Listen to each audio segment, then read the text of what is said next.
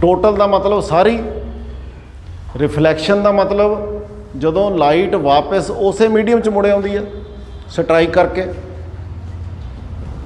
Internal का मतलब अंदरूनी, अंदर ही रह जाती है। सो बड़ा ही इंपॉर्टेंट टॉपिक आ, बड़ा ही इंटरस्टिंग टॉपिक आ। सपोज करिए भी इत्थे मेरे को कंटेनर आ,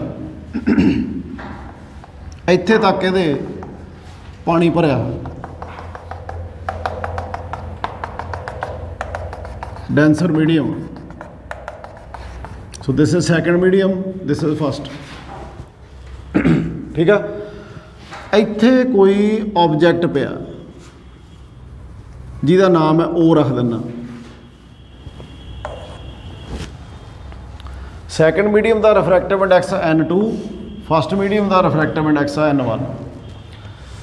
ये ऑब्जैक्ट नूं असीं बाहरों देखण की कोशिश करते हैं, जदों इहदी रिफ्लैक्टड लाइट साडी अखां तक पहुँचूगी सानूं दिस जूगा। हुण जे असीं इहनूं उपरों देखते हैं, बिल्कुल इत्थे एंगल ऑफ इंसीडेंस 0 आ, तो सीधा ही लंघ गया, इहदी रे ऑफ लाइट सीधी लंघ गई। असीं इत्थों देखांगे सानूं इत्थे ही पिया दिसूगा। हुण असीं सपोज करो आ पॉइंट साडा ए है, रे ऑफ लाइट सीधी बाहर लंघ गई। असीं इहदा रिफ्रैक्शन इस पॉइंट ते देखिए, सपोज करिए पॉइंट हैगा साडा A1, मैं इत्थे नॉर्मल बना लूँगा N, इनू भी N1 कह दें, A1 N1 नॉर्मल। हाँ जी, इत्थे I A भी 1, एंगल ऑफ इंसीडेंस इत्थे बन गया जी।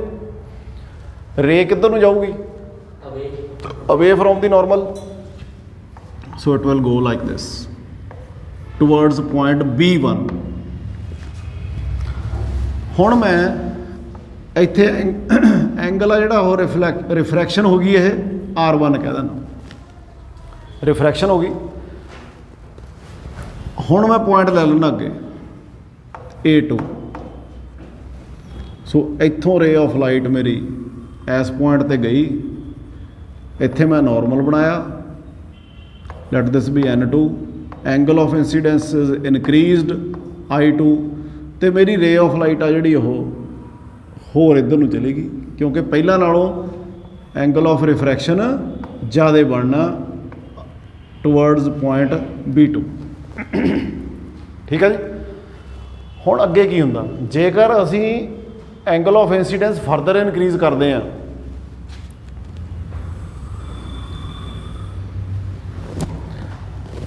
तो इत्थे आके नॉर्मल बना लिया N3 and angle of incidence is I3, तो रे ऑफ लाइट बाहर जाने की बजाय अलोंग दी सरफेस चली जाती है, making angle of refraction 90 degree.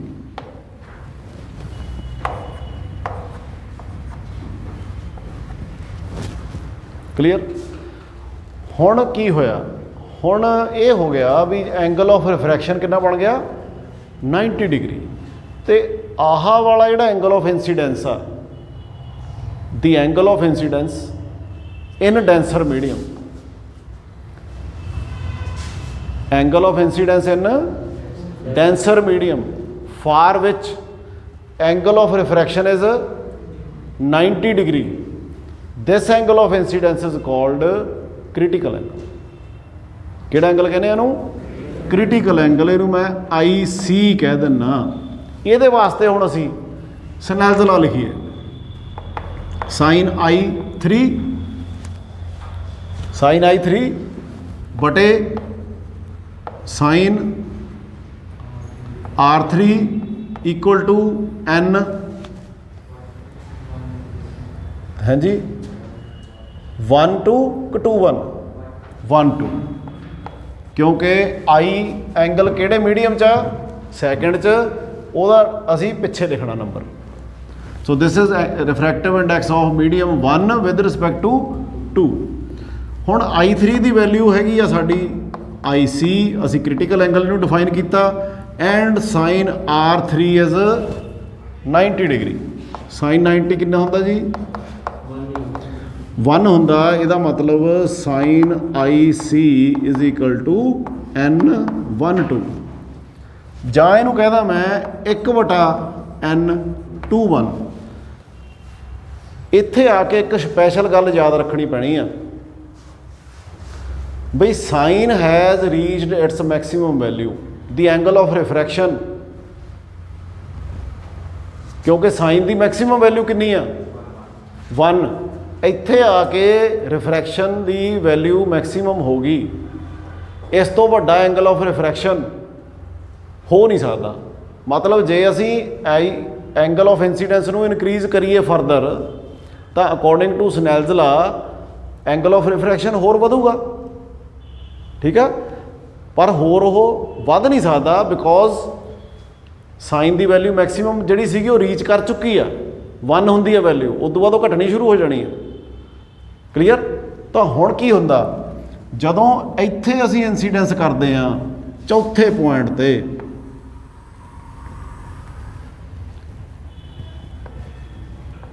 Normal ਬਣਾ ਲਈਏ N4, ਐਂਗਲ ਆਫ ਇੰਸੀਡੈਂਸ ਬਣਾ ਲਈਏ I4, ਤਾਂ ਰੇ ਰਿਫਰੈਕਟ ਹੋਣ ਦੀ ਬਜਾਏ ਰੀਫਲੈਕਟ ਬੈਕ ਹੋ ਜਾਂਦੀ ਆ। So making the angle of reflection equal to I4। So ਹੁਣ ਆ ਜਿਹੜੀ ਰਿਫਲੈਕਟਡ ਰੇ ਆ ਇਹ ਸਾਰੀ ਦੀ ਸਾਰੀ ਵਾਪਸ ਮੁੜੇਗੀ। ਇਹ ਰਿਫਰੈਕਟ ਹੋਣ ਦੀ ਬਜਾਏ ਸਾਰੀ ਦੀ ਸਾਰੀ ਰੀਫਲੈਕਟ ਹੋ ਗਈ। ਹੁਣ ਇੱਕ ਵਾਰੀ ਹੋ ਸੁਣ ਲਓ ਕੀ ਹੋਇਆ ਸੀ ਜਦੋਂ ਪਹਿਲਾ ਕੇਸ ਹੋਇਆ। ਉਦੋਂ ਅਸੀਂ ਕਿਹਾ ਰੀਫਰੈਕਸ਼ਨ ਹੋਈ। ਰੀਫਰੈਕਸ਼ਨ ਬੇਟੇ ਕਿਤੇ ਵੀ ਹੋਵੇ ਉਹ 100% ਨਹੀਂ ਹੁੰਦੀ। ਇੱਥੋਂ ਥੋੜ੍ਹੀ ਬਹੁਤੀ ਰੇ ਆਫ ਲਾਈਟ ਵਾਪਸ ਆਊਗੀ ਜਿਉਂ-ਜਿਉਂ ਐਂਗਲ ਵਧੀ ਜਾਊਗਾ। ਇੱਧਰ ਨੂੰ ਰੇ ਗਈ ਵਾਪਸ ਵੀ ਆਈ। ਵਾਪਸ ਆਉਣ ਵਾਲੀ ਰੇ ਦੀ ਇੰਟੈਂਸਿਟੀ ਵੱਧਦੀ ਜਾਣੀ ਹੈ। ਇਸ ਪੁਆਇੰਟ ਤੇ ਆ ਕੇ ਕ੍ਰਿਟੀਕਲ ਐਂਗਲ ਰੀਚ ਕਰ ਗਿਆ। ਇਦੋਂ ਬਾਅਦ ਸਾਰੀ ਦੀ ਸਾਰੀ ਰੇ ਵਾਪਸ ਆ ਗਈ। ਸੋ ਅਸੀਂ ਇਹ ਕਹਿ ਸਕਦੇ ਹਾਂ 99.999% ਲਾਈਟ ਵਿਲ ਕਮ ਬੈਕ। ਜਿਹੜਾ ਮੈਂ ਇੱਥੇ 0.001% ਛੱਡਿਆ that is used for the thermal energy of the medium। Interface the thermal energy increase ਕਰਨ ਵਾਸਤੇ ਯੂਜ਼ ਹੋ ਸਕਦੀ ਆ ਪਰ ਬਾਹਰਲੇ ਪਾਸੇ ਨਹੀਂ ਜਾਊਗੀ। ਆਮ ਤੌਰ ਤੇ ਇਹੀ ਕਿਹਾ ਜਾਂਦਾ ਵੀ ਟੋਟਲ ਲਾਈਟ ਵਾਪਸ ਆ ਗਈ, ਠੀਕ ਆ। ਸੋ ਇਹ ਇੰਨਾ ਕੁ ਜ਼ਿਆਦਾ ਇੰਪੋਰਟੈਂਟ ਕੰਸੈਪਟ ਆ ਵੀ ਅੱਜ ਕੱਲ੍ਹ ਦੀ ਜਿੰਨੀ ਕਮਿਊਨੀਕੇਸ਼ਨ ਆ, ਹੁਣ ਜਿਹੜਾ ਆਪਣਾ ਹਾਈ ਸਪੀਡ ਇੰਟਰਨੈਟ ਚੱਲਦਾ, ਫਾਈਬਰ ਇੰਟਰਨੈਟ ਕਹਿੰਦੇ ਆ ਜਿਹਨੂੰ, ਜਿਹਦੀ ਸਪੀਡ ਤੁਸੀਂ 100 Mbps ਤੋਂ ਬਾਅਦ ਗੀਗਾ Mbps ਵੀ ਲੈ ਸਕਦੇ ਹੋ, ਗੀਗਾ ਬਾਈਟਸ ਵੀ ਉਹਦੀ ਸਪੀਡ ਲੈ ਸਕਦੇ ਹੋ। ਤਾਂ ਉਹ ਕਾਹਦੇ ਕਰਕੇ ਪੋਸੀਬਲ ਆ? ਟੋਟਲ ਇੰਟਰਨਲ ਰਿਫਲੈਕਸ਼ਨ ਕਰਕੇ। ਇਸ ਲਈ ਇਹ ਪੇਪਰ 'ਚ ਪੱਕਾ ਆਉਣਾ ਹੀ ਆਉਣਾ। ਸਮਝ ਗਏ? ਓਕੇ। ਹੁਣ ਇੱਥੋਂ ਸਾਡਾ ਇੰਪੋਰਟੈਂਟ ਫਾਰਮੂਲਾ ਬਣ ਗਿਆ। ਤੁਸੀਂ ਰਿਫਰੈਕਟਿਵ ਇੰਡੈਕਸ ਕਿਸੇ ਮੀਡੀਅਮ ਦਾ ਕੱਢ ਸਕਦੇ ਹੋ if you know its critical angle. Clear? So ਜੇ ਕ੍ਰਿਟੀਕਲ ਐਂਗਲ ਤੋਂ ਐਂਗਲ ਆਫ ਇੰਸੀਡੈਂਸ 0.01 ਡਿਗਰੀ ਵੀ ਇਨਕਰੀਜ਼ ਹੁੰਦਾ then there will be total internal reflection. ਇਹਨੂੰ ਅਸੀਂ ਸ਼ਾਰਟ ਫਾਰਮ 'ਚ TIR ਕਹਿ ਦਿੰਦੇ ਹਾਂ।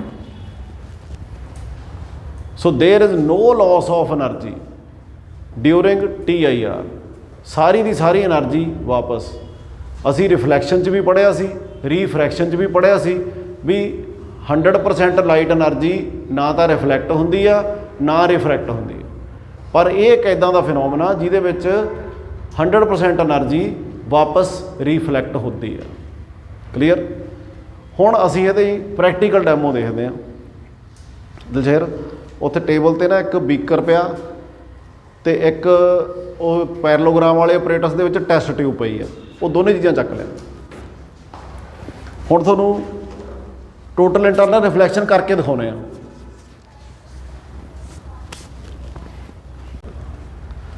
ਆ ਟਿਊਬ ਫੜੀ ਰੱਖ ਜੇ ਇੱਥੇ ਬਹਿ ਜਾ ਕੋਲ।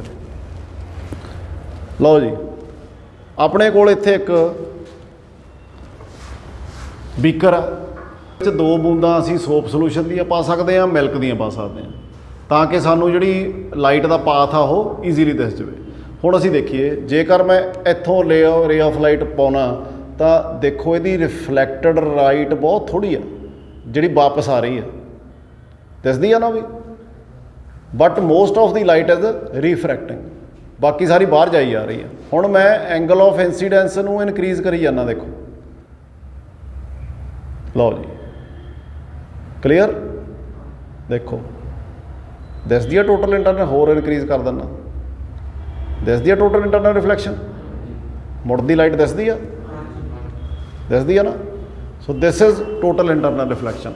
ਹੁਣ ਅਸੀਂ ਟੈਸਟ ਟਿਊਬ ਦੇ ਵਿੱਚ ਦੇਖੀਏ, ਟੈਸਟ ਟਿਊਬ ਦੇ ਵਿੱਚ ਮਲਟੀਪਲ ਦਿਖਣਗੀਆਂ ਸਾਨੂੰ।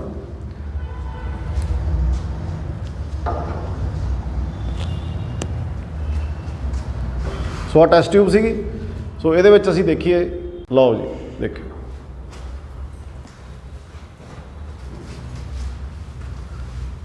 ਇਹ ਹੁਣ ਮੇਰਾ ਇੱਥੇ ਹੁਣ ਐਂਗਲ ਆਫ ਇੰਸੀਡੈਂਸ ਘੱਟ ਆ, ਇਸ ਕਰਕੇ ਇੰਟਰਨਲ ਰਿਫਲੈਕਸ਼ਨ ਨਹੀਂ ਹੋ ਰਹੀ। ਹੁਣ ਮੈਂ ਇਹਨੂੰ ਵਧਾਉਣ ਲੱਗਿਆ, ਦੇਖੋ ਦਿਸ ਰਹੀ ਹੈ ਵਿੱਚੋਂ ਦੀ। ਸੋ ਇਹਨੂੰ ਜੇ ਤੁਸੀਂ ਡਾਰਕ ਰੂਮ 'ਚ ਦੇਖੋਗੇ ਤਾਂ then it will be more prominent, ਦਿਸਦੀ ਆ ਰੇਜ਼ ਉੱਪਰ ਤੱਕ ਜਾਂਦੀ, ਠੀਕ ਆ। ਸੋ ਇੱਦਾਂ ਅਸੀਂ ਜਿਹੜੀ ਟੋਟਲ ਇੰਟਰਨਲ ਰਿਫਲੈਕਸ਼ਨ ਨੂੰ ਰੀਅਲਾਈਜ਼ ਕਰ ਸਕਦੇ ਹਾਂ, ਕਲੀਅਰ।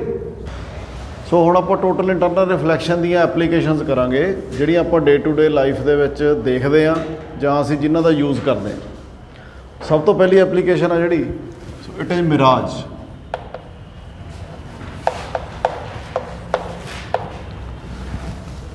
ਮਿਰਾਜ ਨੂੰ ਅਸੀਂ ਆਮ ਤੌਰ ਦੇ ਉੱਤੇ ਹਿੰਦੀ ਦੇ ਵਿੱਚ ਮ੍ਰਿਗ ਤ੍ਰਿਸ਼ਨਾ ਕਹਿੰਦੇ ਹਾਂ।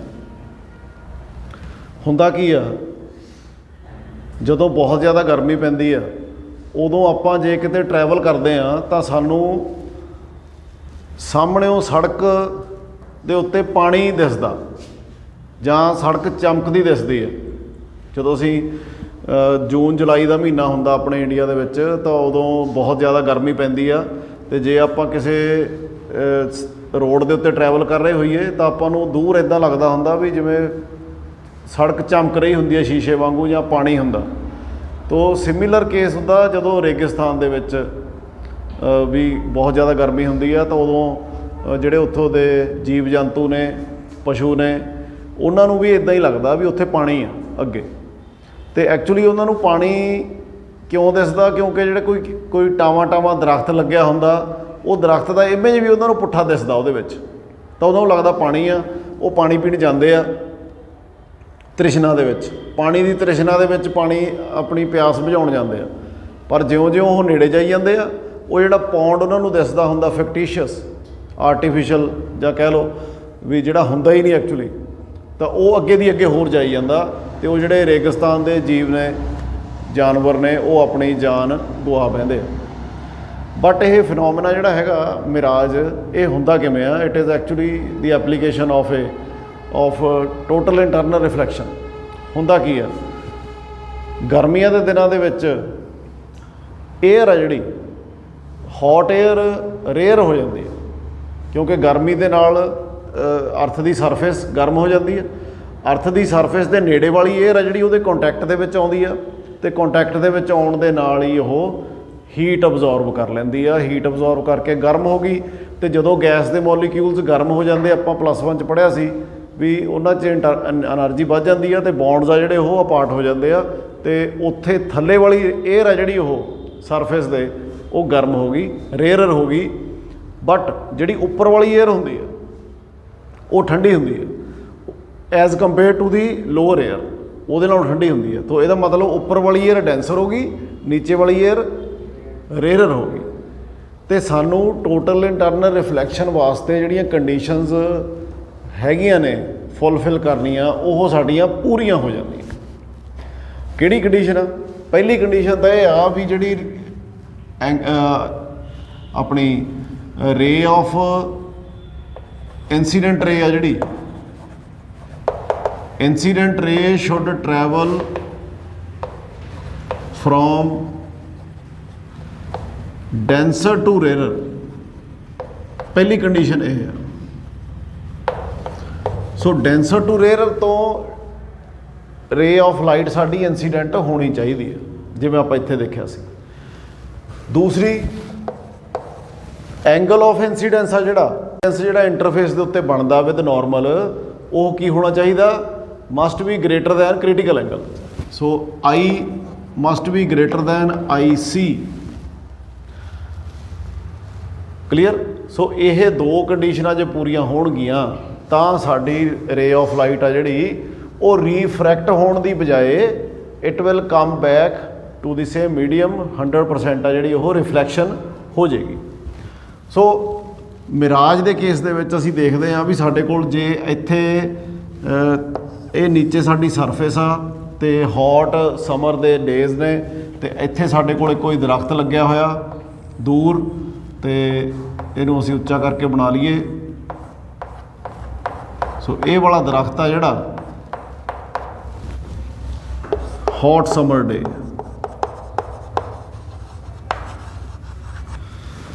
ਕੀ ਹੋਏਗਾ ਵੀ ਨੀਚੇ ਵਾਲੀਆਂ layers of air they will become rarer. ਤਾਂ ਮੈਂ ਇਹਨਾਂ ਨੂੰ ਥੋੜਾ ਜਿਹਾ ਅਪਾਰਟ ਬਣਾਉਣਾ।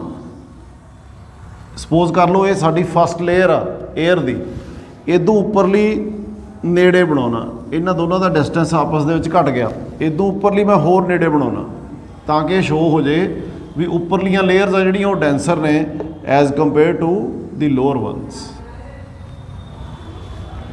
ਸੋ ਉੱਪਰਲੀ ਉਦੋਂ ਹੋਰ। So light will come from denser to rarer. ਹੁਣ ਸਾਨੂੰ ਕੋਈ ਚੀਜ਼ ਦਿਸਦੀ ਕਦੋਂ ਆ? ਜਦੋਂ ਉਹਦੀ ਰਿਫਲੈਕਟਡ ਲਾਈਟ ਸਾਡੀਆਂ ਅੱਖਾਂ ਤੱਕ ਪਹੁੰਚਦੀ ਆ। ਹੁਣ ਜੇਕਰ ਕੋਈ ਇੱਥੇ ਪਰਸਨ ਖੜਾ ਇੱਧਰਲੇ ਪਾਸੇ, ਤਾਂ ਉਹ ਆਪਣੀ ਅੱਖ ਦੇ ਨਾਲ ਇਸ ਦਰਖਤ ਨੂੰ ਸਿੱਧਾ ਦੇਖਦਾ, ਫਿਰ ਤਾਂ ਉਹਨੂੰ ਸਿੱਧਾ ਦਿਸਦਾ ਹੀ ਆ, ਕਿਉਂਕਿ ਇੱਥੋਂ ਰੇ ਆਫ ਲਾਈਟ ਸਾਰੇ ਪਾਸੇ ਨੂੰ ਹੀ ਆਉਂਦੀਆਂ ਨੇ। ਸੋ ਇੱਥੋਂ ਰੇ ਆਫ ਲਾਈਟ ਆ ਜਿਹੜੀ ਉਹ ਇੱਧਰ ਨੂੰ ਜਿਹੜੀ ਆਉਂਦੀ ਆ ਉਹ ਸਿੱਧੀ ਇਹਨੂੰ ਦਿਸੂਗੀ, ਅੱਖ ਕੋਲੇ ਪਹੁੰਚੂਗੀ ਤਾਂ ਉਹ ਸਿੱਧਾ ਦਿਸੂਗਾ। ਬਟ ਇਹੀ ਦਰਖਤ ਉਸ ਜੀਵ ਨੂੰ, ਚਾਹੇ ਉਹ ਇਨਸਾਨ ਆ ਚਾਹੇ ਉਹ ਕੋਈ ਐਨੀਮਲ ਆ, ਉਹਨੂੰ ਉਹ ਥੱਲੇ ਨੂੰ ਵੀ ਦਿਸਦਾ। ਕਿਉਂ ਦਿਸਦਾ ਉਹ ਅਸੀਂ ਹੁਣ ਦੇਖਣ ਲੱਗੇ ਹਾਂ।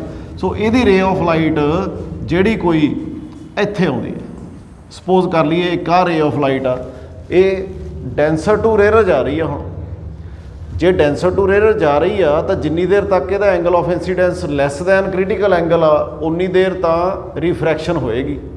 ਸੋ ਸਪੋਜ਼ ਕਰ ਲਈਏ ਇੱਥੇ ਸਾਡੇ ਕੋਲ ਰੀਫਰੈਕਸ਼ਨ ਹੁੰਦੀ ਆ, ਹਜੇ angle of incidents less than ਆ ਕ੍ਰਿਟੀਕਲ ਐਂਗਲ ਤੋਂ। ਡੈਂਸਰ ਟੂ ਰੇਅਰਰ ਜਾਣ ਲਈ ਜਦੋਂ ਰਿਫਰੈਕਸ਼ਨ ਹੁੰਦੀ ਆ ਤਾਂ ਰਿਫਰੈਕਟਡ ਰੇ ਆ ਜਿਹੜੀ ਉਹ ਅਵੇ ਫਰੋਮ ਦੀ ਨਾਰਮਲ ਜਾਏਗੀ। ਸੋ ਇਹਦਾ ਮਤਲਬ ਇਹ ਰੇ ਆਫ ਲਾਈਟ ਥੋੜ੍ਹੀ ਜਿਹੀ ਇੱਧਰ ਨੂੰ ਬੈਂਡ ਹੋ ਜਾਏਗੀ। ਨੈਕਸਟ ਲੇਅਰ ਦੇ ਉੱਤੇ ਆ ਕੇ ਹੋਰ ਅੱਗੇ ਨੂੰ ਬੈਂਡ ਹੋ ਜਾਏਗੀ, ਉਦੋਂ ਅਗਲੀ ਲੇਅਰ ਦੇ ਉੱਤੇ ਹੋਰ ਅੱਗੇ ਨੂੰ ਬੈਂਡ ਹੋ ਜਾਏਗੀ, as soon as critical angle reach ਨਹੀਂ ਕਰਦਾ। ਸੋ ਇੱਥੇ ਆ ਕੇ ਇਹ ਹੋਰ ਅੱਗੇ ਨੂੰ ਬੈਂਡ ਹੋ ਜਾਂਦੀ। ਸੋ ਇੱਕ ਪੁਆਇੰਟ ਇੱਦਾਂ ਦਾ ਆਉਂਦਾ ਜਿੱਥੇ ਆ ਕੇ ਸਾਡਾ ਜਿਹੜਾ angle of incidence with normal ਹੈ it will become greater than critical angle, ਤੇ ਜਦੋਂ ਗ੍ਰੇਟਰ ਦੈਨ ਕ੍ਰਿਟੀਕਲ ਐਂਗਲ ਹੁੰਦਾ ਤਾਂ ਇਹ ਰੇ ਆਫ ਲਾਈਟ ਬੈਂਡ ਹੋ ਜਾਂਦੀ ਆ, ਰਿਫਲੈਕਟ ਬੈਕ ਹੋ ਜਾਂਦੀ ਆ ਇਨ ਦੀ ਸੇਮ ਮੀਡੀਅਮ ਉੱਪਰਲੇ ਵਾਲੇ ਪਾਸੇ। ਹੁਣ ਅਗੇਨ ਰੇਅਰਰ ਟੂ ਡੈਂਸਰ ਜਾ ਰਹੀ ਹੈ ਰੇ।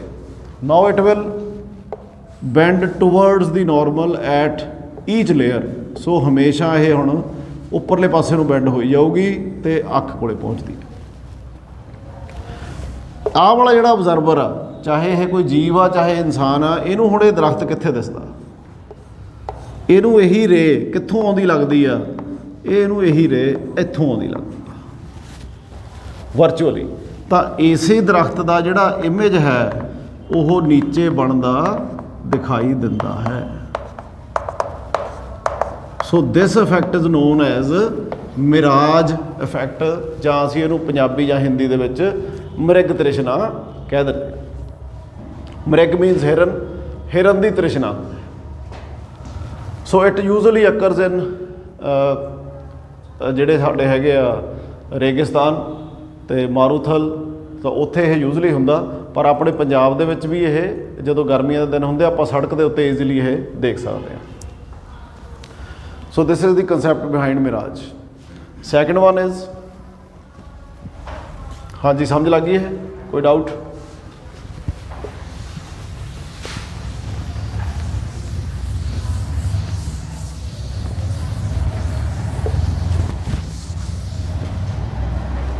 Second is diamonds.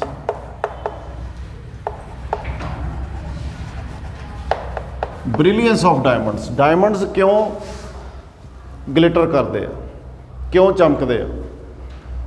थोड़ी जी लाइट भी जे होवे ਤਾਂ डायमंड अलग ही चमकदा दिसदा।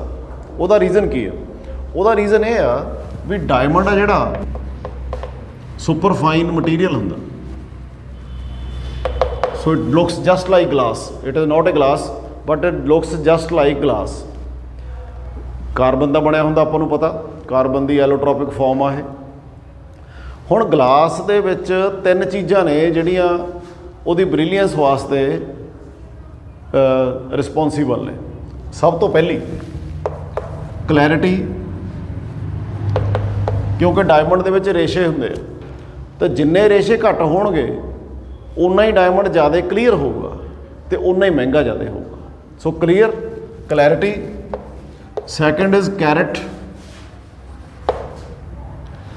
ਜਿਵੇਂ ਆਪਾਂ ਸੋਨੇ ਨੂੰ ਕਹਿੰਦੇ ਆ ਵੀ ਇਹ 24 ਕੈਰਟਸ ਦਾ ਪਿਓਰ ਗੋਲਡ ਹੁੰਦਾ, ਉਸੇ ਤਰ੍ਹਾਂ ਡਾਇਮੰਡ ਦੇ ਵੀ ਕੈਰਟਸ ਹੁੰਦੇ ਆ। ਸੋ ਜਿਵੇਂ ਜਿਵੇਂ ਕੈਰਟ ਵੱਧਦੇ ਜਾਂਦੇ ਆ ਉਹਦਾ ਸਾਈਜ਼ ਇਨਕਰੀਜ਼ ਹੁੰਦਾ ਜਾਂਦਾ ਅਤੇ ਉਹਦੀ ਕੁਆਲਿਟੀ ਐਂਡ ਉਹਦੇ ਜਿਹੜੀ ਪ੍ਰਾਈਸ ਆ ਉਹ ਵੱਧਦਾ ਜਾਂਦਾ। ਅਤੇ ਤੀਸਰੀ ਚੀਜ਼ ਜਿਹੜੀ ਮੋਸਟ ਇੰਪੋਰਟੈਂਟ ਆ, ਕੱਟ। ਉਹਦੀ ਕਟਿੰਗ ਕਿਵੇਂ ਕੀਤੀ ਹੋਈ ਆ? ਕਟਿੰਗ ਦੇ ਐਂਗਲਸ ਮੋਸਟ ਇੰਪੋਰਟੈਂਟ ਨੇ। ਜੇਕਰ ਡਾਇਮੰਡ ਕਲੀਅਰ ਵੀ ਹੋਵੇ, ਕੈਰਟ ਵੀ ਉਹਦੇ ਬਹੁਤ ਵਧੀਆ ਹੋਣ, ਹਾਈ ਕੈਰਟ ਦਾ ਹੋਵੇ, ਬਟ ਉਹਦੀ ਕਟਿੰਗ ਸਹੀ ਨਹੀਂ ਹੋਈ ਤਾਂ ਉਹ ਬ੍ਰਿਲੀਅੰਟ ਨਹੀਂ ਹੋਏਗਾ, ਉਹ ਚਮਕਦਾ ਨਹੀਂ ਹੋਏਗਾ। ਤਾਂ ਇਹਦਾ ਮਤਲਬ ਸਾਰੀਆਂ ਚੀਜ਼ਾਂ 'ਚੋਂ ਮੋਸਟ ਇੰਪੋਰਟੈਂਟ ਚੀਜ਼ ਕੀ ਆ? ਉਹਦੀ ਕਟਿੰਗ ਕਿਵੇਂ ਕੀਤੀ ਜਾਂਦੀ ਹੈ।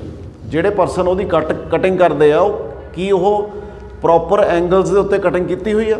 ਸੋ ਜੇ ਪ੍ਰੋਪਰ ਐਂਗਲਸ 'ਤੇ ਕਟਿੰਗ ਕੀਤੀ ਹੋਈ ਆ ਤਾਂ ਡਾਇਮੰਡ ਦੇ ਵਿੱਚ ਜਿਹੜੀ ਇੱਕ ਵਾਰੀ ਰੇ ਆਫ ਲਾਈਟ ਐਂਟਰ ਕਰ ਜਾਂਦੀ ਆ ਉਹਨੂੰ ਫਿਰ ਨਿਕਲਣਾ ਮੁਸ਼ਕਿਲ ਹੋ ਜਾਂਦਾ, because at every point of incidents it will ਸਫਰ TIR, ਟੋਟਲ ਇੰਟਰਨਲ ਰਿਫਲੈਕਸ਼ਨ ਹੋਈ ਜਾਂਦੀ ਆ ਐਂਡ ਉਹ ਲਾਈਟ ਆ ਜਿਹੜੀ ਉਹ ਅੰਦਰ ਦੀ ਅੰਦਰ ਹੀ ਘੁੰਮੀ ਜਾਂਦੀ ਆ ਅਤੇ ਸਾਨੂੰ ਉਹ ਚਮਕਦਾ ਦਿਖਾਈ ਦਿੰਦਾ। ਸੋ ਕਿਸ ਤਰ੍ਹਾਂ ਦਾ ਹੁੰਦਾ ਡਾਇਮੰਡ? ਉੱਪਰਲੇ ਪਾਸੇ ਇੱਕ ਫਲੈਟ ਸਰਫੇਸ ਹੁੰਦੀ ਹੈ ਤਾਂ ਕਿ ਲਾਈਟ ਐਂਟਰ ਕਰਨ ਵਾਸਤੇ ਜਗ੍ਹਾ ਮਿਲੇ। ਤਾਂ ਉਦੋਂ ਬਾਅਦ ਦੋਨੇ ਪਾਸੇ ਇੱਦਾਂ ਦੇ ਕੱਟ ਹੁੰਦੇ ਨੇ। ਐਂਗਲਸ ਆ ਜਿਹੜੇ ਉਹ ਜਿਹੜੇ ਜੌਹਰੀ ਆ ਉਹਨਾਂ ਨੂੰ ਪਤਾ ਹੁੰਦੇ ਆ ਵੀ ਕਿੱਥੇ ਰੱਖਣੇ ਆ। ਸੋ ਉਦੋਂ ਬਾਅਦ ਸਾਡੇ ਕੋਲ ਇਹ ਇੱਦਾਂ ਦਾ ਹੁੰਦਾ ਸਾਰੇ ਪਾਸਿਓਂ। ਤਾਂ ਲਾਈਟ ਇੱਕ ਵਾਰੀ ਜਦੋਂ ਕਿਸੇ ਵੀ ਪਾਸਿਓਂ ਐਂਟਰ ਕਰ ਜਾਂਦੀ ਆ ਤਾਂ ਇੱਥੇ ਅਸੀਂ, because it is a denser medium as compare to the outer one, so ਇੱਥੇ ਇਹ ਟਵਰਡਸ ਦੀ ਨੋਰਮਲ ਬੈਂਡ ਹੋ ਗਈ। ਉਦੋਂ ਬਾਅਦ ਜਿੱਥੇ ਵੀ ਰੇ ਆਫ ਲਾਈਟ ਪੈਂਦੀ ਆ ਤਾਂ angle of incidents always greater than critical angle ਬਣਦਾ। ਇਸ ਮਟੀਰੀਅਲ ਦਾ ਜਿਹੜਾ ਕ੍ਰਿਟੀਕਲ ਐਂਗਲ ਹੈ it is nearly 23 to 24 degrees. So 23 degree angle ਕੋਈ ਬਹੁਤਾ ਵੱਡਾ ਐਂਗਲ ਨਹੀਂ।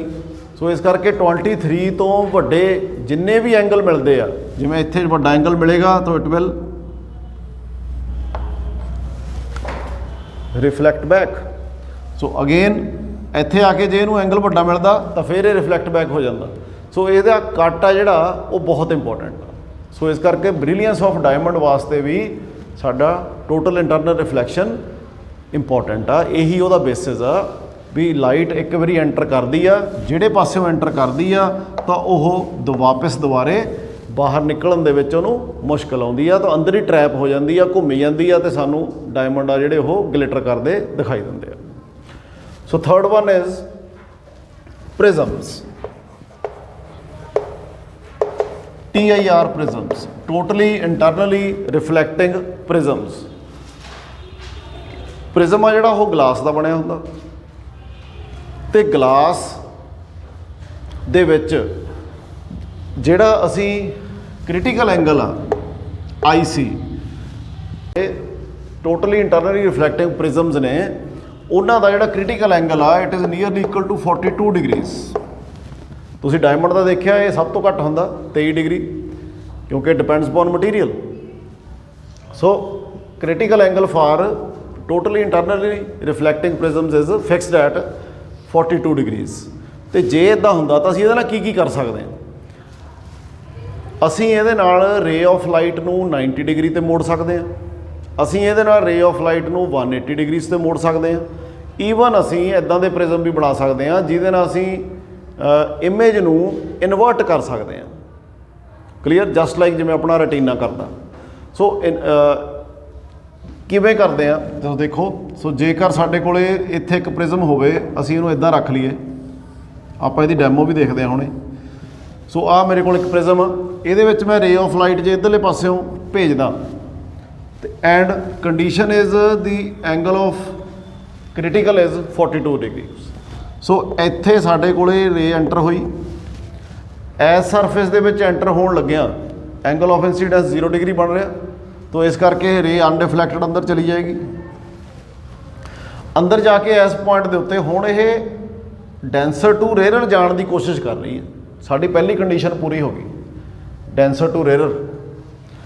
ਤੇ ਇੱਥੇ 45 ਡਿਗਰੀਜ਼ ਦਾ ਪ੍ਰਿਜ਼ਮ ਦਾ ਐਂਗਲ ਆ ਇੱਥੇ, ਕਿਉਂਕਿ ਇੱਥੇ ਸਾਡੇ ਕੋਲੇ ਪ੍ਰਿਜ਼ਮ 'ਚ 90 ਡਿਗਰੀ ਹੋਏਗਾ, ਇੱਥੇ ਸਾਡੇ ਕੋਲੇ 45, ਇੱਥੇ 45 ਤੇ ਐਂਗਲ ਆਫ ਕ੍ਰਿਟੀਕਲ ਹੈ ਸਾਡੇ ਕੋਲੇ 42 ਤੇ 45 ਪ੍ਰਿਜ਼ਮ ਦਾ ਐਂਗਲ ਆ। ਸੋ ਇਸ ਕਰਕੇ ਇੱਥੇ ਐਂਗਲ ਕਿੰਨਾ ਬਣ ਗਿਆ ਜੀ 45, ਕਿਉਂਕਿ 42 ਆ ਜਿਹੜਾ ਉਹ ਕ੍ਰਿਟੀਕਲ ਐਂਗਲ ਆ। ਸਾਡਾ angle of incidence greater than critical angle ਹੋਣਾ ਚਾਹੀਦਾ। ਤੇ ਜੇਕਰ ਇੱਥੇ 90 ਆ, ਇੱਥੇ ਸਾਡੇ ਕੋਲੇ 45 ਹੋਇਆ ਤਾਂ ਆਹ ਐਂਗਲ ਵੀ ਸਾਡਾ 45 ਬਣ ਗਿਆ। ਸੋ ਜੇ 45 ਬਣ ਗਿਆ, it is greater than critical angle, so light will be totally internally reflect ਹੋ ਜਾਏਗੀ। Same case will be hair. ਇੱਥੇ ਜਦੋਂ ਅਸੀਂ 90 ਡਿਗਰੀ ਬਣਾਵਾਂਗੇ ਨੋਰਮਲ, ਤਾਂ ਜਿਹੜਾ ਆਹ ਵਾਲਾ ਐਂਗਲ ਆ it will B greater then 42 degree because it will B 45। ਸੋ ਇਸ ਕਰਕੇ ਅਗੇਨ ਸਾਡੇ ਕੋਲ ਰੇ of light totally internally reflect ਹੋ ਜਾਏਗੀ। ਇੱਥੇ ਆ ਕੇ ਰਿਫਰੈਕਸ਼ਨ ਹੋ ਰਹੀ ਹੈ, ਅਗੇਨ 0 ਡਿਗਰੀ ਇੰਸੀਡੈਂਸ ਆ, ਸੋ ਬਾਹਰਲੇ ਪਾਸੇ ਆ ਗਈ। ਸੋ ਰੇ ਆਫ ਲਾਈਟ ਸਾਡੀ 180 ਤੇ ਬੈਂਡ ਹੋ ਗਈ। ਸੋ ਇਸੇ ਤਰੀਕੇ ਨਾਲ ਜੇਕਰ ਅਸੀਂ 90 ਡਿਗਰੀ ਦੇ ਉੱਤੇ ਰੇ ਆਫ ਲਾਈਟ ਬੈਂਡ ਕਰਨੀ ਹੋਵੇ ਤਾਂ ਅਸੀਂ ਪ੍ਰਿਜ਼ਮ ਨੂੰ ਇਸ ਤਰੀਕੇ ਨਾਲ ਰੱਖ ਲੈਂਦੇ ਹਾਂ। ਆਫ ਲਾਈਟ ਇੱਧਰਲੇ ਪਾਸੇ ਇੰਸੀਡੈਂਟ ਕਰੀਏ, ਜੇ ਰਾਈਟ ਐਂਗਲ ਪ੍ਰਿਜ਼ਮ ਆ ਤਾਂ ਇੱਥੇ ਸਾਡੇ ਕੋਲ ਅਗੇਨ 45 ਡਿਗਰੀ ਹੋਏਗਾ, ਇੱਥੇ ਵੀ 45 ਡਿਗਰੀ ਹੋਏਗਾ। ਤੇ ਇੱਥੋਂ ਜਦੋਂ ਰੇ ਆਫ ਲਾਈਟ ਸਾਡੀ ਐਂਟਰ ਕਰ ਗਈ, so angle of incidence at this surface will be again 45 degrees which is greater than the critical angle. So again ਇੱਥੇ ਸਾਡੇ ਕੋਲੇ ਰੇ ਆਫ ਲਾਈਟ ਬੈਂਡ ਹੋ ਜਾਏਗੀ, ਇੱਥੇ ਰਿਫਰੈਕਸ਼ਨ ਐਂਗਲ ਆਫ ਇੰਸੀਡੈਂਸ 0 ਬਣਦਾ, ਬਾਹਰ ਨਿਕਲੇ ਹੀ। So it is the bending at 90 degree. So ਇੱਦਾਂ ਦੇ ਪ੍ਰਿਜ਼ਮ ਵੀ ਡਿਜ਼ਾਈਨ ਕੀਤੇ ਜਾਂਦੇ ਆ ਜਿਹਦੇ ਵਿੱਚ ਇਨਵਰਸ਼ਨ ਹੋ ਜੇ ਇਮੇਜ ਦੀ। ਸੋ ਉਹ ਕਿੱਦਾਂ ਦਾ, ਸੋ ਇੱਦਾਂ ਦਾ ਪ੍ਰਿਜ਼ਮ ਬਣਾ ਲੈਂਦੇ ਆ। ਤੁਹਾਡੀ ਬੁੱਕ ਦੇ ਵਿੱਚ ਵੀ ਇਹ ਡਾਇਗਰਾਮ ਬਣਾ ਕੇ ਦੱਸੀ ਹੋਈ ਹੈ। ਸੋ ਰੇ ਆਫ ਲਾਈਟ ਅਸੀਂ ਇੱਦਾਂ ਇੰਸੀਡੈਂਟ ਕਰਦੇ। ਸੋ ਜੇਕਰ ਇੱਥੇ ਰੇ ਆਫ ਲਾਈਟ ਇੰਸੀਡੈਂਟ ਕਰਤੀ, ਸੋ ਇੱਕ ਬੀਮ ਕੰਸੀਡਰ ਕਰ ਲੈਂਦੇ ਆ। ਸੋ ਇੱਥੋਂ ਇਹ ਸਿੱਧੀ ਜਾਏਗੀ ਬਿਕੋਜ਼ ਇੱਥੇ 90 ਡਿਗਰੀ ਐਂਗਲ ਬਣੇਗਾ ਸਰਫੇਸ ਦੇ ਨਾਲ, ਐਂਗਲ ਆਫ ਇੰਸੀਡੈਂਸ 0। ਸੋ ਇਸੇ ਤਰ੍ਹਾਂ ਇੱਥੇ ਆ ਗਈ, ਇੱਥੋਂ ਇਹ angle of incidence greater than critical angle ਬਣੇਗਾ and it will be reflected back. So ਇੱਥੋਂ ਸਿੱਧੀ ਬਾਹਰ ਨਿਕਲ ਜਾਏਗੀ। ਆਹ ਵਾਲੀ ਰੇ ਆ ਜਿਹੜੀ, ਇਹ ਇੱਥੋਂ ਵਾਪਸ ਹੋ ਗਈ। ਸੋ ਜਿਹੜੀ ਉੱਪਰਲੀ ਰੇ ਸੀ 1, ਇੱਥੇ 1 ਗਈ, ਇਹ ਥੱਲੇ ਆ ਗਈ। ਜਿਹੜੀ ਥੱਲੇ ਵਾਲੀ ਸੀ ਉਹ ਕਿੱਥੇ ਆ ਗਈ, ਉੱਪਰ ਆ ਗਈ। ਸੋ ਇਸ ਦਾ ਸਾਡਾ ਇਮੇਜ ਆ ਜਿਹੜਾ ਉਹ ਕੀ ਹੋ ਜਾਏਗਾ, ਜੇਕਰ ਇਮੇਜ ਸਾਡਾ ਇੱਥੇ ਇੱਦਾਂ ਸੀ ਤਾਂ ਇੱਧਰਲੇ ਪਾਸੇ ਕੀ ਦਿਸੇਗਾ, ਇਨਵਰਟਡ। ਸੋ ਇਹਨਾਂ ਤਿੰਨਾਂ ਕੰਮਾਂ ਦੇ ਲਈ ਅਸੀਂ ਪ੍ਰਿਜ਼ਮ ਨੂੰ ਯੂਜ਼ ਕਰਦੇ ਹਾਂ। ਹੁਣ ਕੁਐਸਚਨ ਇਹ ਆ ਕਿ ਵੀ ਪ੍ਰਿਜ਼ਮ ਨੂੰ ਕਿਉਂ ਯੂਜ਼ ਕਰਦੇ ਹਾਂ। ਅਸੀਂ ਇੱਥੇ ਮਿਰਰਸ ਦੇ ਨਾਲ ਵੀ ਤਾਂ ਕਰ ਸਕਦੇ ਹਾਂ। ਅਸੀਂ ਮਿਰਰ ਦੇ ਨਾਲ ਵੀ ਲਾਈਟ ਬੈਂਡ ਕਰ ਸਕਦੇ ਹਾਂ, ਪਲੇਨ ਮਿਰਰ ਦੇ ਨਾਲ, ਤੇ ਮਿਰਰ ਦੇ ਨਾਲ ਇਨਵਰਸ਼ਨ ਵੀ ਅਸੀਂ ਕਰ ਸਕਦੇ ਹਾਂ। ਠੀਕ ਹੈ, ਤਾਂ ਪ੍ਰਿਜ਼ਮਸ ਦੀ ਜ਼ਰੂਰਤ ਕਿਉਂ ਪੈਂਦੀ ਆ। So reason is with total internal reflection because no loss of energy is there when TIR takes place।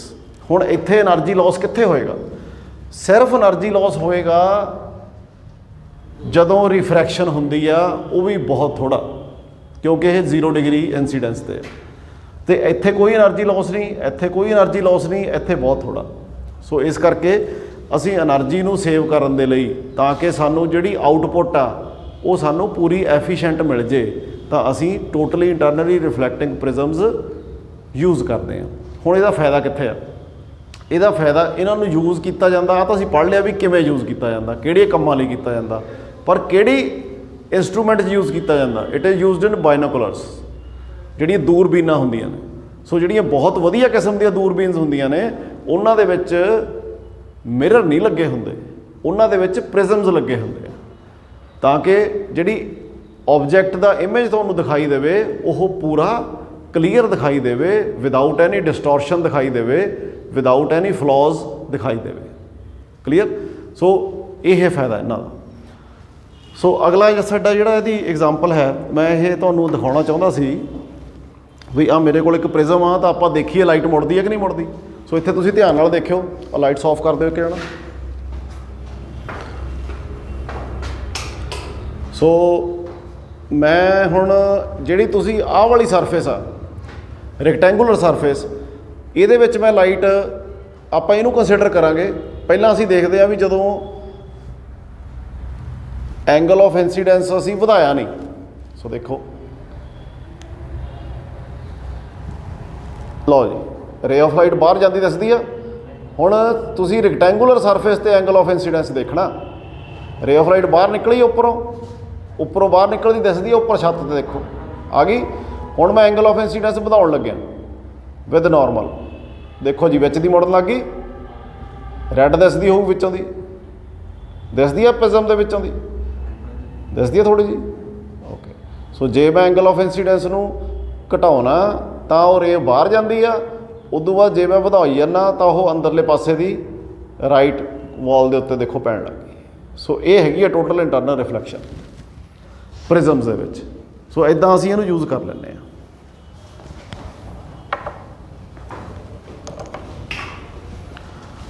Now coming to the next application which is also the most important one. Daily life ਦੇ ਵਿੱਚ ਹੁਣ ਸਾਡੀ ਬਹੁਤ use ਹੋਣ ਲੱਗ ਗਈ, ਸਾਡੇ cities ਤੱਕ ਵੀ ਪਹੁੰਚ ਚੁੱਕੀ ਆ ਆਪਟੀਕਲ ਫਾਈਬਰ। ਜਿਹੜਾ ਅੱਜ ਦਾ ਸਾਡਾ ਫਾਸਟੈਸਟ ਨੈਟਵਰਕ ਚੱਲ ਰਿਹਾ, ਇੰਟਰਨੈਟ ਜਿਹੜਾ ਫਾਸਟੈਸਟ ਇੰਟਰਨੈਟ ਚੱਲਦਾ, this is due to the optical fibers. Optical fibres ਦੇ ਵਿੱਚ ਵੀ ਅਸੀਂ ਟੋਟਲ ਇੰਟਰਨਲ ਰਿਫਲੈਕਸ਼ਨ ਹੀ ਯੂਜ਼ ਕਰਦੇ ਹਾਂ। ਸੋ ਆਪਟੀਕਲ ਫਾਈਬਰਸ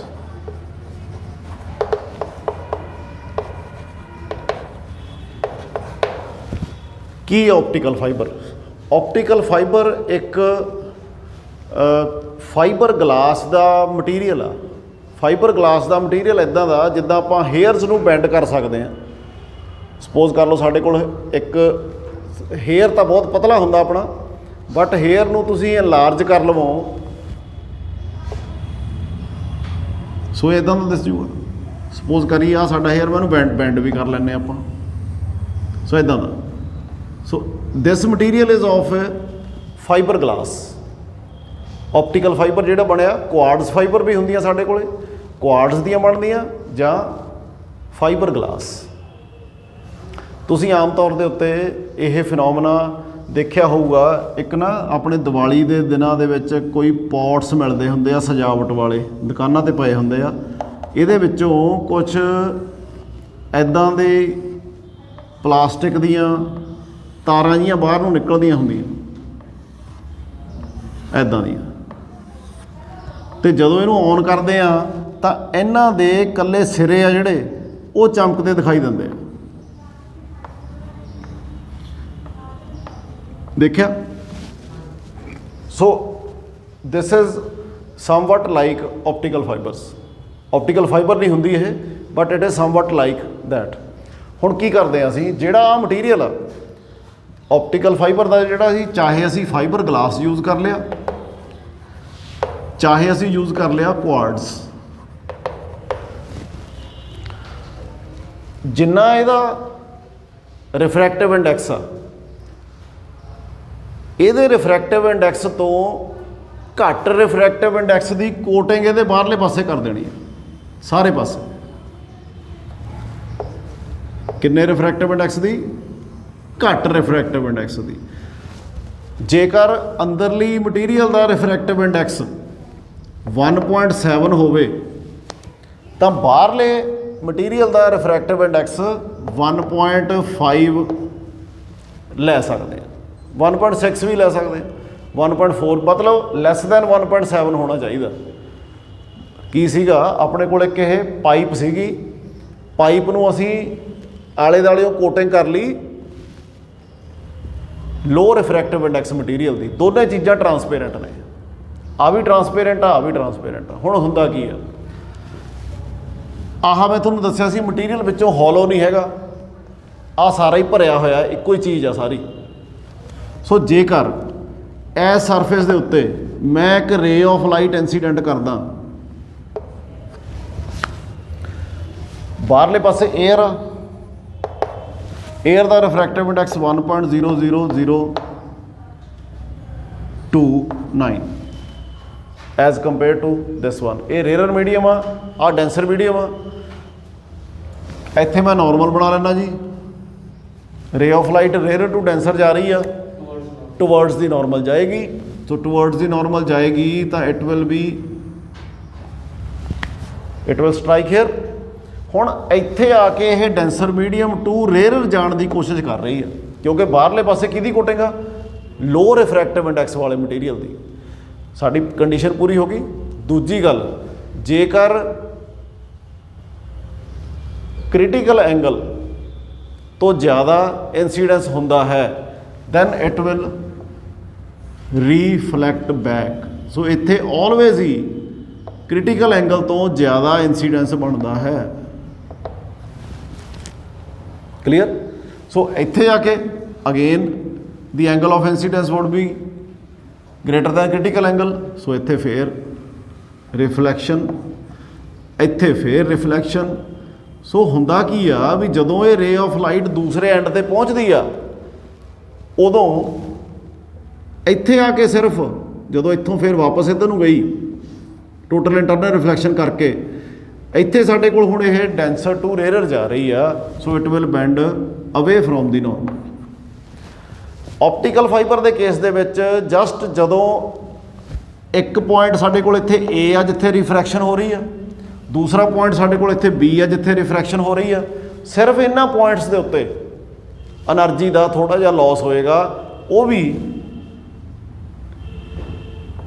ਲੈਸ ਦੈਨ 5%। ਬਾਕੀ ਸਾਰੇ ਰਾਹ ਦੇ ਵਿੱਚ ਜਿੰਨੀ ਵਾਰੀ ਮਰਜ਼ੀ ਇੰਸੀਡੈਂਸ ਹੋਈ ਜਾਵੇ, ਕਿਤੇ ਵੀ એનર્ਜੀ ਦਾ ਕੋਈ ਲਾਸ ਨਹੀਂ ਹੋਏਗਾ।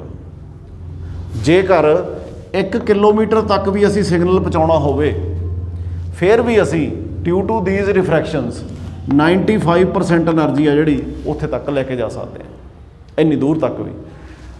ਅਸੀਂ ਇਹਨੂੰ ਜਿੰਨੀ ਦੂਰ ਮਰਜ਼ੀ ਲੈ ਜਾਈਏ 1 ਕਿਲੋਮੀਟਰ ਤੋਂ ਜ਼ਿਆਦਾ ਵੀ, ਬਟ ਜਿਹੜੀ ਲਾਸ ਆਫ એનર્ਜੀ ਹੋਏਗੀ it will be due to refraction at end points and starting points. Clear? ਜਾਂ ਜੇਕਰ ਕਿਤੇ ਵਿਚਾਲੇ ਕੋਈ ਜੁਆਇੰਟ ਲੱਗਿਆ ਹੋਇਆ। ਸੋ ਇਸ ਕਰਕੇ ਆਪਟੀਕਲ ਫਾਈਬਰਸ ਆ ਜਿਹੜੀਆਂ ਇਹ ਬਹੁਤ ਇੰਪੋਰਟੈਂਟ ਰੋਲ ਪਲੇ ਕਰਦੀਆਂ ਨੇ ਸਾਡੀ ਕਮਿਊਨੀਕੇਸ਼ਨ ਲਈ।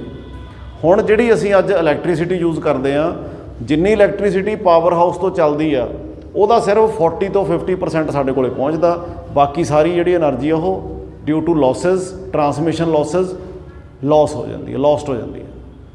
ਪਰ ਜਿਹੜੀ ਆਪਟੀਕਲ ਫਾਈਬਰ ਆ, ਹੁਣ ਇਸੇ ਕਰਕੇ ਇਹਦੇ ਵਿੱਚ ਲਾਸ ਘੱਟ ਹੋਣ ਕਰਕੇ ਸਾਡਾ ਜਿਹੜੀ ਹਾਈ ਸਪੀਡ ਇੰਟਰਨੈਟ ਡਾਟਾ ਚੱਲਦਾ ਉਹ it is through optical fibers. So ਇਸੇ ਕਰਕੇ ਉਹਨਾਂ ਨੇ ਜਿਹੜੇ ਉਹਦੇ ਪਲਾਨ ਨੇ ਹਾਈ ਸਪੀਡ ਵਾਲੇ, ਉਹਨਾਂ ਦਾ ਨਾਂ ਹੀ ਫਾਈਬਰ ਰੱਖਿਆ ਹੋਇਆ। ਤੁਸੀਂ ਕਿਸੇ ਵੀ ਕੰਪਨੀ ਦਾ ਦੇਖੋ, ਚਾਹੇ ਉਹ BSNL ਆ, ਚਾਹੇ ਕੋਈ ਪ੍ਰਾਈਵੇਟ ਕੰਪਨੀਜ਼ ਆ, ਉਹਨਾਂ ਨੇ ਜਿਹੜਾ ਉਹਨਾਂ ਦਾ ਹਾਈ ਸਪੀਡ ਪਲਾਨ ਆ ਉਹਦੇ ਨਾਲ ਫਾਈਬਰ ਲਾਇਆ ਹੋਇਆ। BSNL ਫਾਈਬਰ, ਕੋਈ ਵੀ ਹੋਰ ਕੰਪਨੀ ਆ ਉਹਦਾ ਨਾਲ ਫਾਈਬਰ। ਠੀਕ ਆ? ਸੋ ਉਹਦੇ ਵਾਸਤੇ ਤੁਹਾਨੂੰ ਉਹ ਹਾਈ ਸਪੀਡ ਡਾਟਾ ਮਿਲਦਾ, ਕਿਉਂਕਿ ਇਹਦੀ ਬੈਂਡਵਿਡਥ ਆ ਜਿਹੜੀ ਉਹ ਜ਼ਿਆਦਾ ਹੋ ਜਾਂਦੀ ਆ, ਲਾਸਿਸ ਕੀ ਨੇ, ਘੱਟ ਨੇ। ਕਲੀਅਰ? ਸੋ ਇੱਦਾਂ ਅਸੀਂ ਟੋਟਲ ਇੰਟਰਨਲ ਰਿਫਲੈਕਸ਼ਨ ਦੇ ਥਰੂ ਇੰਨੀਆਂ ਸਾਡੇ ਕੋਲੇ ਯੂਜ਼ਫੁਲ ਚੀਜ਼ਾਂ ਮਿਲਦੀਆਂ ਨੇ। ਕਲੀਅਰ? ਸੋ ਇਹਦੇ ਨਾਲ ਆਪਣਾ ਇਹ ਚੈਪਟਰ ਆ ਜਿਹੜਾ ਉਹ ਫਿਨਿਸ਼ ਹੋ ਜਾਂਦਾ। ਸੋ ਮੈਨੂੰ ਉਮੀਦ ਆ ਵੀ ਤੁਹਾਨੂੰ ਇਹ ਸਾਰਾ ਸਮਝ ਲੱਗ ਗਿਆ ਹੋਣਾ। ਟੋਟਲ ਇੰਟਰਨਲ ਰਿਫਲੈਕਸ਼ਨ ਆ ਜਿਹੜਾ ਇਹ as for as the examination point of view is concerned, ਉਹ ਬਹੁਤ ਇੰਪੋਰਟੈਂਟ ਆ। ਇਹਦੀ ਕੋਈ ਨਾ ਕੋਈ ਐਪਲੀਕੇਸ਼ਨ ਪੇਪਰ 'ਚ ਆ ਸਕਦੀ ਆ ਵੀ ਆਪਟੀਕਲ ਫਾਈਬਰ ਕਿਸ ਤਰ੍ਹਾਂ ਵਰਕ ਕਰਦੀ ਆ, ਮਿਰਾਜ ਕਿਉਂ ਦਿਸਦਾ ਹੈ, ਵਾਈ ਦੀ ਡਾਇਮੰਡਸ ਆਰ ਬ੍ਰਿਲੀਅੰਟ, ਅਤੇ ਇੱਕ ਹੋਰ ਕਿਹੜਾ ਕੀਤਾ ਸੀ, ਪ੍ਰਿਜ਼ਮਸ, what are totally internally reflecting ਪ੍ਰਿਜ਼ਮਸ, ਕਿੱਥੇ ਯੂਜ਼ ਕਰਦੇ ਆ। ਸੋ ਕਿੱਥੇ ਯੂਜ਼ ਕਰਦੇ ਆ ਪ੍ਰਿਜ਼ਮਸ ਨੂੰ? ਬਾਇਨੋਕੂਲਰਸ ਦੇ ਵਿੱਚ, ਟੈਲੀਸਕੋਪਸ ਦੇ ਵਿੱਚ। ਸੋ ਉੱਥੇ ਅਸੀਂ ਯੂਜ਼ ਕਰਦੇ ਹਾਂ ਤਾਂ ਕਿ ਸਾਨੂੰ ਉਹਦਾ ਆਬਜੈਕਟ ਦਾ ਇਮੇਜ ਹੈ ਜਿਹੜਾ ਉਹ ਕਲੀਅਰ ਦਿਸੇ। ਤੇ ਆਪਟੀਕਲ ਫਾਈਬਰ ਦਾ ਤਾਂ ਆਪਾਂ ਹੁਣ ਡਿਸਕਸ ਕਰ ਹੀ ਹਟੇ ਹਾਂ। So high speed communication data ਨੂੰ ਸੈਂਡ ਕਰਨ ਲਈ, ਰਿਸੀਵ ਕਰਨ ਲਈ ਅਸੀਂ ਯੂਜ਼ ਕਰਦੇ ਹਾਂ।